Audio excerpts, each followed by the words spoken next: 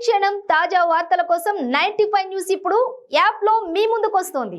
రాజకీయ, సామాజిక, సినిమా అంశాలపై ఎప్పటికప్పుడు మీ ముందుకు వస్తుంది మన 95 న్యూస్ యాప్. మీరు ఎక్కడున్నా ఎప్పుడైనా తాజా సమాచారం కోసం 95 న్యూస్ యాప్ డౌన్లోడ్ చేసుకోండి. మమ్మల్ని యూజ్ చేసుకొని తర్వాత ఆయన ఓడిపోయినాక హైదరాబాద్ సిటీకి వెళ్ళిపోతాడు. మా సొంటోళ్ళు కార్యకర్త ఇవాళ రోడ్ల మీద తిరిగి ఆగమై అడుక్కునే పరిస్థితి వచ్చింది.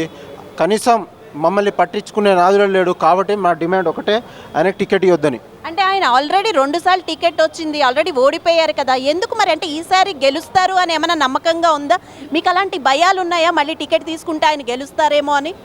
ఆయన గెలవడు. అంటే ఎంత నమ్మకంగా ఎలా చెప్తున్నారు? మాకు ఆ కాన్ఫిడెంట్ ఉంది కాబట్టి చెప్తున్నాం మేడం.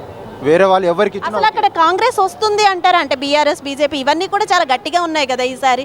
సో కాంగ్రెస్ వస్తుంది అని అనుకుంటున్నారా? డెఫినెట్లీ తుంగతుర్తి గడ్డ మీద కాంగ్రెస్ జెండా కంపల్సరీ ఎగురుతుంది.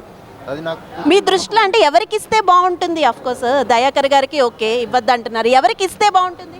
మిగతా వాళ్ళు ఉన్నారు కదా, 22 మెంబర్స్ ఉన్నారు. 22 మెంబర్స్లో ఎవరికి ఇచ్చినా ఓకే. వాళ్ళకు కూడా ఇచ్చి ఛాయిస్ ఒకసారి చూడండి. వాళ్ళు కూడా జనాల్లో తిరిగి వాళ్ళు కూడా సమస్యలు తీసుకుంటారు కదా, తెలుసుకుంటున్నారు.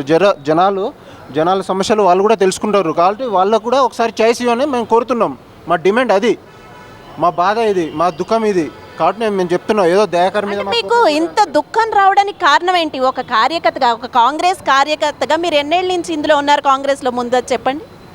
ఫస్ట్ మా డాడీ 2009లో మా డాడీ ఎంపీటీసీ గెలిచిండు 2009లో. 2009లో తర్వాత ఈయన 2014లో టికెట్ తెచ్చుకున్నాడు. అప్పుడు కష్టపడ్డాం. 2018లో మళ్ళీ కష్టపడ్డాం. ఈయన కోసం మేము ఓటర్లకు ఇవ్వడానికి డబ్బులు కూడా లేకపోతే మా ఇంట్లో ఉన్న కందులు అమ్మి మా నాన్న మా మమ్మీ ఇద్దరు గొడవలు పెట్టా కూడా ఈ కాంగ్రెస్ పార్టీ నా ప్రాణం అనుకుంటా మా నాన్న ఇలా కష్టపడి కనీసం తిండి ఏమి టైంకు లేకున్నా కూడా మా నాన్న కష్టపడి ఈయనకు సేవ చేసిండు. కానీ మేము ఇలా దిక్కుతోని పసలో ఉన్నాం. మమ్మల్ని నమ్ముకున్న జనాలు కూడా ఇలా ఆగమవుతారు. అంటే ఇప్పుడు మీరు ఇందులోనే ఉన్నారు కదా కాంగ్రెస్లో అసలే కాంగ్రెస్లో ఐకమత్యం లేదు అనే వాదన ఉన్న టైంలో ఇలాంటివి వినిపిస్తే మరి అంటే బయటికి ఎలా వస్తుందంటారు అసలు వార్త? ఇప్పుడు బీఆర్ఎస్ కానీ బీజేపీ కానీ కాంగ్రెస్ వాళ్ళకి ఐకమత్యం లేదు అంటున్నారు. సో అది నిజమవుదా? అది ఫేక్ అండి.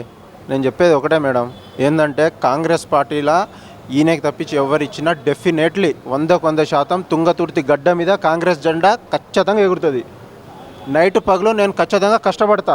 కాంగ్రెస్ పార్టీ కోసం నా ప్రాణమైన త్యాగం చేస్తానికి సిద్ధంగా ఉన్నా. ప్రజల కోసం నా ప్రాణం త్యాగం చేస్తానికి సిద్ధంగా ఉన్నా.